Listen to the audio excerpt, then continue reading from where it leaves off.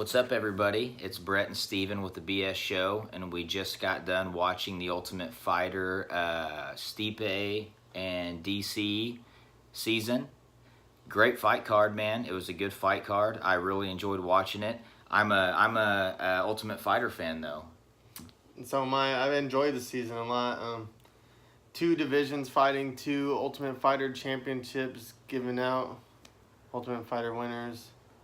I feel like the Ultimate Fighters are great. There's a lot of new guys coming up. A lot of people don't know, but if you watch it and you watch, a lot of the Ultimate Fighters that they show on Wednesday nights, you get to know these guys and you start to really like them.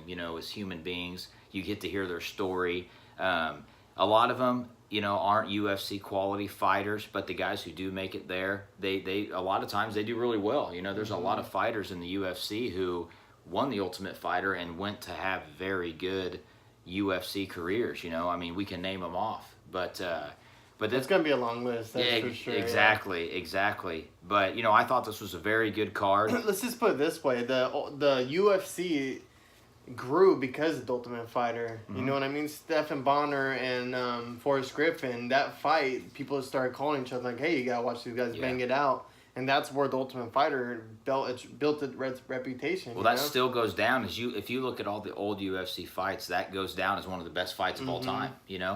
And you have a lot of fighters who paved their way through the Ultimate Fighter, went on to win championships or fought for championships and had great careers.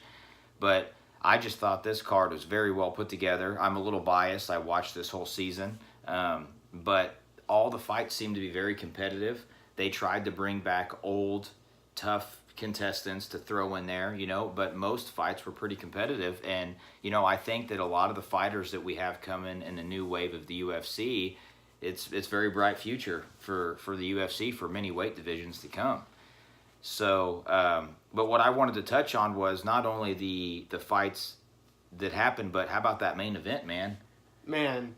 Israel is at Sunset. Hold on, I might have to use my cheat sheet a little bit. He does have a crazy name. I know it's Brad Tavares and Israel Adesanya. Adesanya. All right, so this guy, I've watched all three of his fights before, and I know he had a reputation behind him coming into the UFC. And his first fight was killer.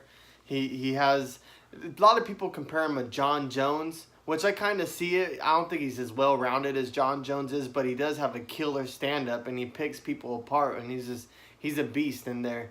So, and a lot of people didn't think he should go into this fight with Tavares. They thought it was too soon, for him to fight a ranked opponent.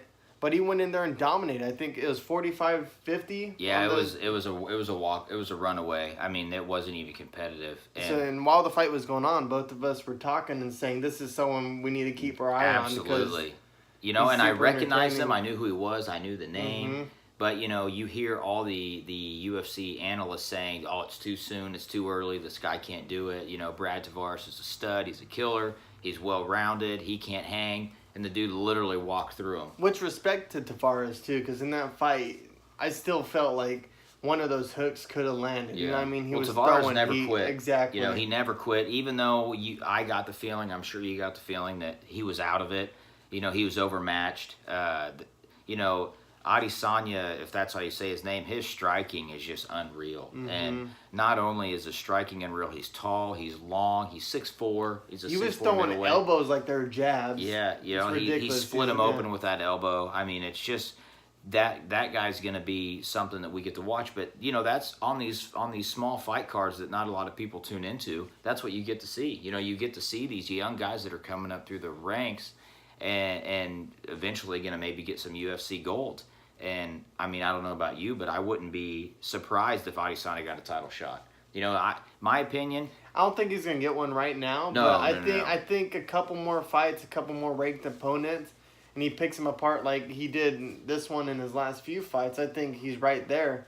I do think if he fights a good wrestler, I don't know what's going to happen. I do want to see him fight a good wrestler, see how he is. It looks like he does have good takedown defense or some crazy stat where he only didn't stop one of the takedowns so far in the UFC. So that's pretty good. A lot of these fighters now with these killer stand-up games like Stephen Thompson, and stuff like Conor that. McGregor. Yeah, exactly. Have really good takedown, and they're just able to stand on their feet and pick you apart.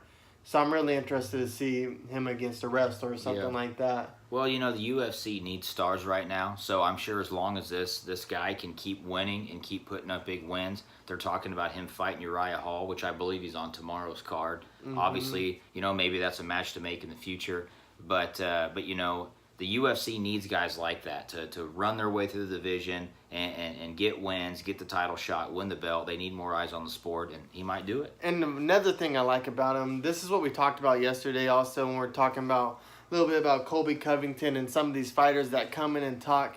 He doesn't talk a big game, but in the ring or in the octagon when he's fighting, you could tell he's comfortable. He's like, meet me in the middle. He's talking. I like that. I like fighters like that. You know what I mean? Well, they show the confidence. They have the confidence. They're comfortable in their own skin and their capabilities. And you know, if you're fighting a man one-on-one, you have to be like that. You can't have any thought in your head that this guy can beat me. Let's go back to the Ultimate Fighter though. So the Ultimate Fighter is coming up on its contract. Do you see the Ultimate Fighter just not happening anymore? Do you think there's gonna be a couple more seasons and then I'm not really too sure. Get rid of it? I know I watch it, but I don't know what the viewership is. You know, I don't know how many other people watch it. I've been watching it too, but I feel like a lot of the analysts talk about it falling off. Yeah, I don't know. You know, it seems that it's not as popular as what it once was. Now that the UFC has exploded and you have YouTube and, you know, I think people used to watch The Ultimate Fighter to get to know who the new fighters coming up are. And now there's so many avenues you could find that,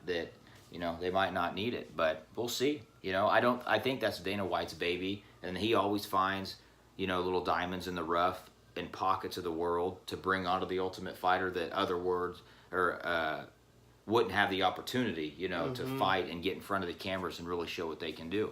So, you know, it was a great fight card. The main event was amazing. I think that Adesanya, is that how you say it? I think Adesanya's a star in the future, you know. So, anyways, guys, let us know what you think about Israel Adesanya. Let us know what you think about the Ultimate Fighter. Do you think it's going to continue going on? Or do you think they're going to move on to the new thing being the Contender Series? You know, because that's fun to watch too. And a lot of these stars like Suga with Sean O'Malley, you know, he's fun to watch. A lot of these stars are coming from there. Or the, what's the other show that Dana White has? Looking for a fight. Yeah. So there are all these other platforms that these fighters are getting found on. Do you think the Ultimate Fighter has a place still, or do you think it's kind of fallen into, you know, the back? Anyways, let us know. Let us know in the comments, and we'll see you tomorrow for the post-fight for UFC 226. Peace, guys.